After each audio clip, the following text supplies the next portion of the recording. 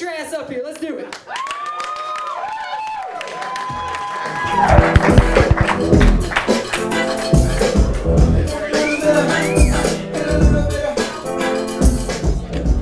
Hey there, how you guys doing? I'm the headliner. I don't act like a big shot or anything, but that water right there, complimentary. I can get about as hydrated as I want to tonight.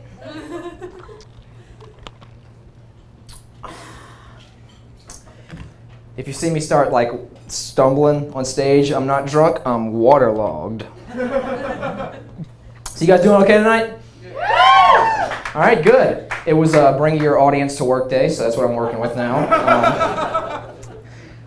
Some important people of interest in the audience tonight, my parents and my girlfriend. So I do that because, you know, fuck eye contact. I don't need that anymore. Been looking at these guys for 18 years. I have no problem going the rest of my life.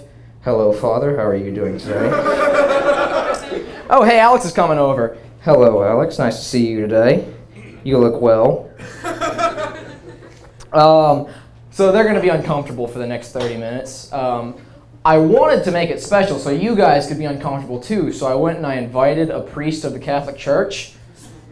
He didn't show up. I wonder why. So you guys get to breathe easily tonight, unlike my parents and girlfriend. Real quick, can we give a round of applause to Evan Rabelais? Real quick, just... My pants didn't fit me, and he gave me this belt, so like I owe him a lot. So I got a haircut for this show, and I don't know if you can tell from up here, but I have very nappy hair. So the only place I can go to for people that like can trim it correctly is those like all black barbershops, and I love it there. There are people that are so nice, and it's interesting too because as a white person, it's kind of like a cultural exchange thing. They teach me about like rap music back in the day, and I teach them about Carrot Top.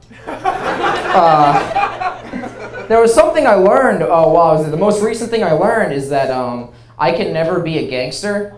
Shocking, I'm sure, to all of you. But no, it just sounds like way too much to do. Like there's too much keeping involved in being a gangster. From what I hear at the barber shop, you have to keep it cool, you gotta keep it real, you gotta keep it tight, you gotta keep it fresh, you gotta keep it on the up and up, and keep it on the down low. And I can't even keep a job, and I'm supposed to do this on my own time? No way, no way. Travis said that you guys were in for a treat. I think he was referring to the fact that I say a lot of like really messed up stuff on stage. But since a lot of my family's here and stuff like that, I wanted to like kind of ease people into it. So I'm going to start off with my like more normal material and then get to the really weird stuff. So my girlfriend has terrible periods. And that takes a lot for me to say that.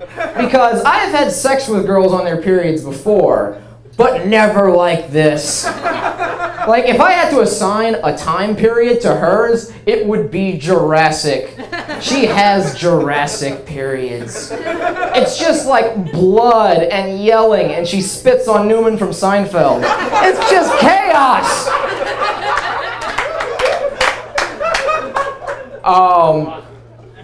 My girlfriend and I have been going out for 4 months, so now's a good time for it to end, apparently. We've been going out for 4 months, and we moved very fast in our relationship. We said the I love yous after we were dating for less than a month. We're hoping to get the abortion done by the end of the year. We don't mess around when it comes to this. When I masturbate, I use Nair as lube so I can shave and jack off at the same time. We don't waste time in this household. A little bit about me. Those were the two things I would start with when talking about my girlfriend, so you know I'm a bad person. In all honesty though, I love my girlfriend more than anything else in the world, and I would do anything for her. But, you see, that's not funny, so I'm going to talk about a vagina on stage. So let's talk about my girlfriend's vagina. Let's see. My girlfriend is really into role-playing when it comes to sex, and like every time we do it, she pretends she's somebody having an orgasm, which makes it a bit more fun for me. No joke though. I found out after dating her, which I wasn't expecting, my girlfriend is way kinkier than I am. And like, it's very intimidating. I found this out because we were talking on the phone and she said, let's go through our fantasies. And I was like, sure, I'll let her go first because I don't want to scare her or anything. She talked for like 10 minutes. I've been watching porn for 8 years and she was saying stuff I hadn't even thought about. I didn't know what was going on. And she's like, your turn. And I was like, I got nothing. Like, I don't, call me kinky, you guys, but my fetish is penis into vagina. Over and over again.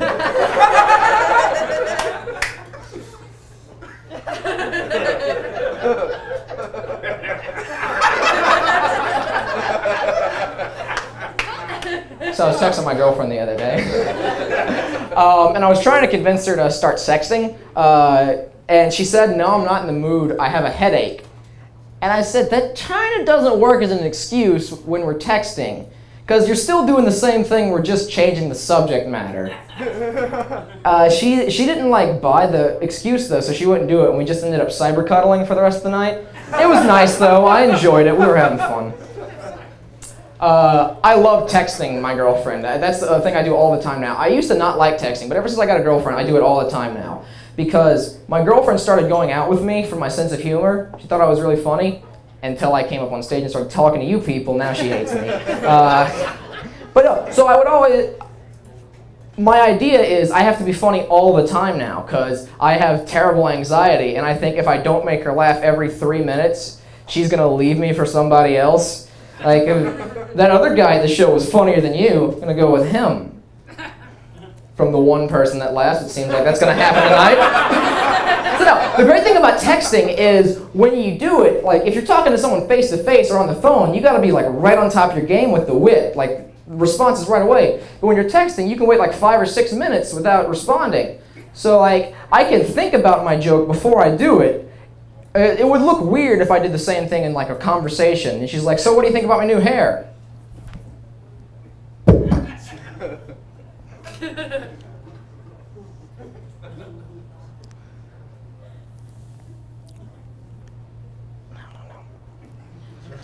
You know what would make it look great? Crumpled up by my bed. Joke, you think I'm funny. Wouldn't work. That wouldn't be a very good, that would look weird in real life.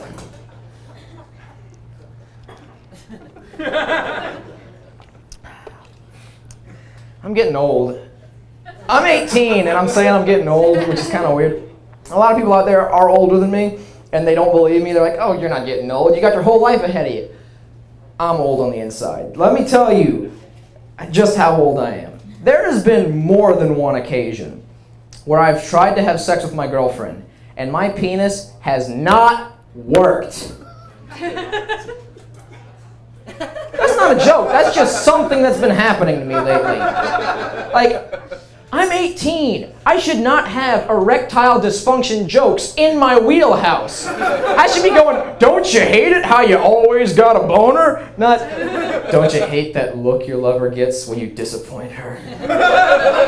There's nothing fun about that.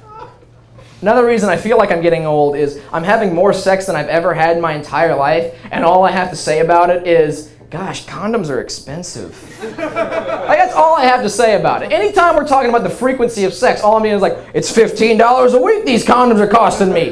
We gotta tighten our belts and stop this. We've got a future to plan.